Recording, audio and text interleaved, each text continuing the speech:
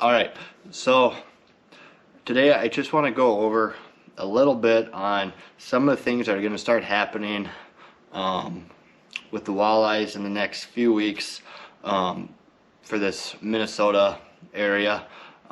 It's 1st of June right now, and so what's going on is these fish are starting to move out, so they're starting to go out a little bit deeper. We're getting water temperatures 60, 65 degrees. So the shiner spawn and the perch spawn, those are both over. So those bait fish are out of that 3 to 5 foot range, and they're starting to move out now to the edges of these flats, these big sand flats along shore. We're starting to get some new weed growth coming, and so that's where they're migrating to right now.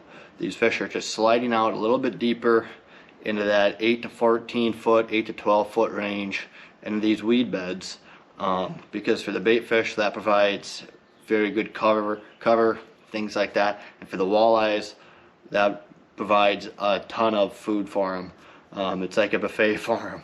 So I just want to go over a couple of ways that you can better target these fish in the weeds.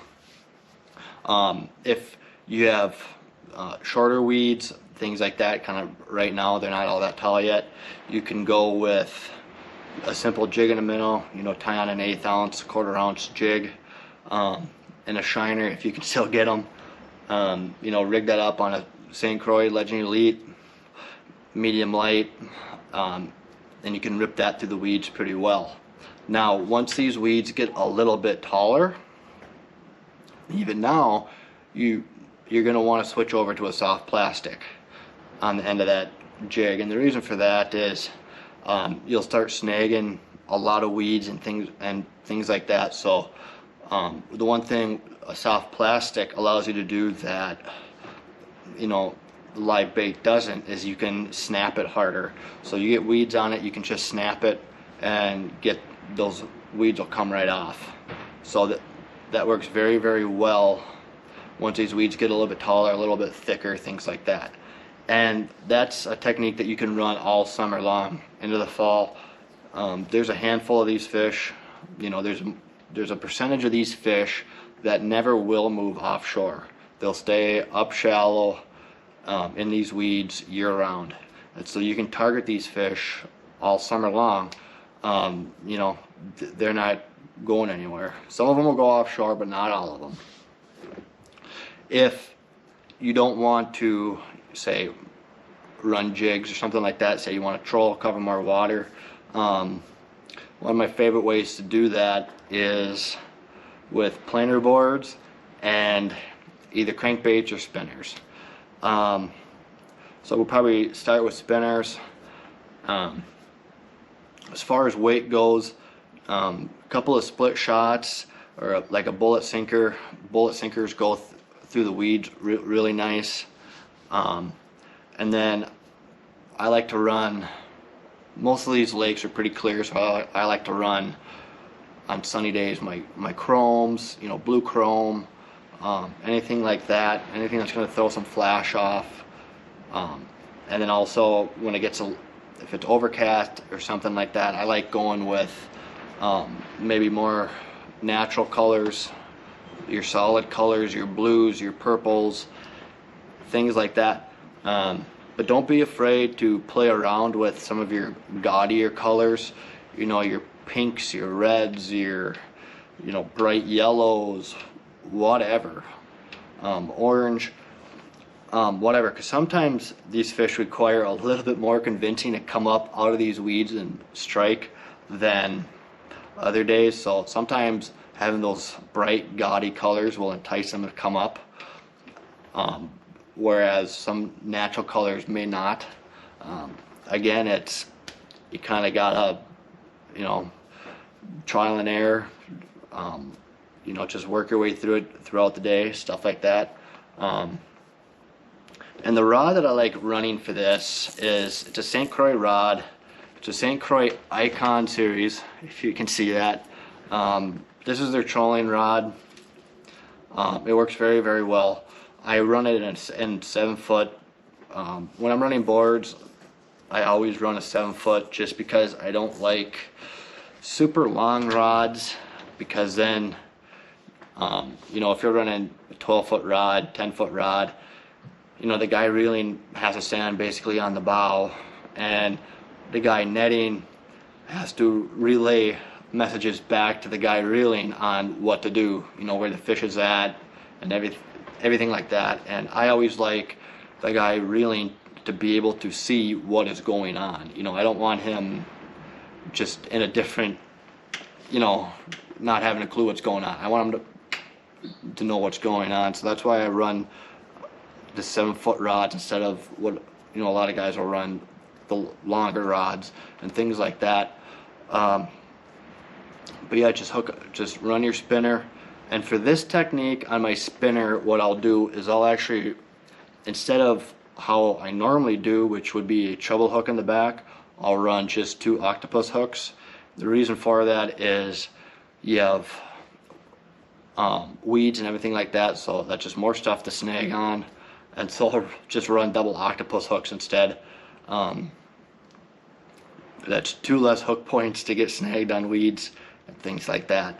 And then as far as running it, you know, length of line and everything, you know, you gotta play around with that. It's trial and error until you get the hang of it. You know, you want to run them, it'll depend on the fish, it'll depend on the day, but anywhere from where you're ticking the tops of the weeds to maybe 2 feet up. It just all depends on the day and what the fish's mood is. I like to run them, I hate weeds with a passion, so I like to run them about 2 feet up on top of the weeds, because I don't want to get any weeds on my hook or anything.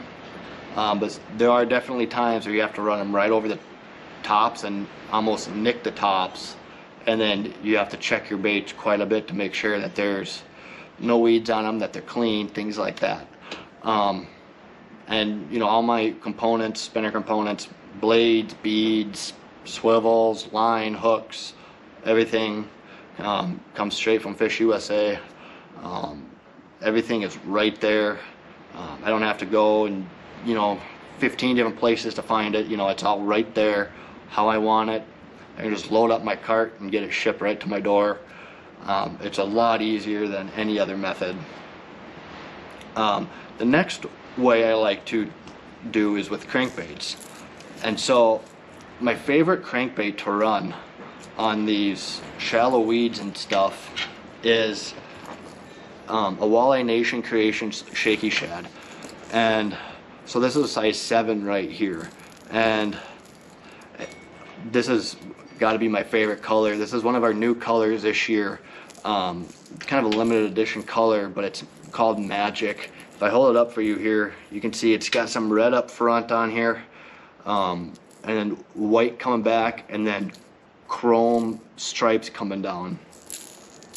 It's a very good bait. You run this over the tops of the weeds, and it's going to be flashing and throwing flash down.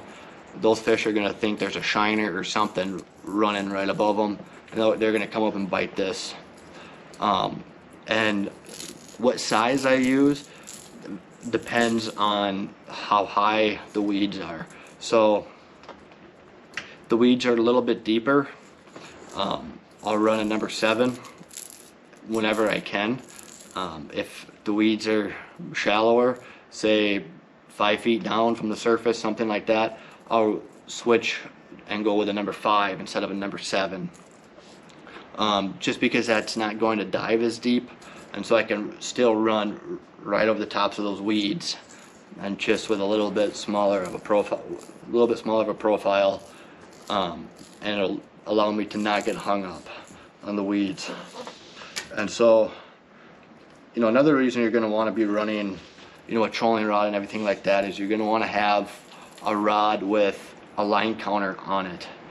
The nice thing about a line counter, especially with this presentation, is you know exactly how much line you have out, so you can repeat it every time. Instead of just, if you're using a spinning rod or anything like that, just making a cast back and and trying to repeat that every time, it's not going to work. But with this, you know exactly every single time, you know, do you have 20 feet of line out or do you have 50 feet of line out? You know, there's even a big difference between if you have 20 feet of line out or 25 feet of line out. It can really affect, you know, whether you're getting bit or not, whether you're hitting weeds or not. And so that line counter is going to be very, very important. And again, all my reels come from Fish USA. It's just so slick.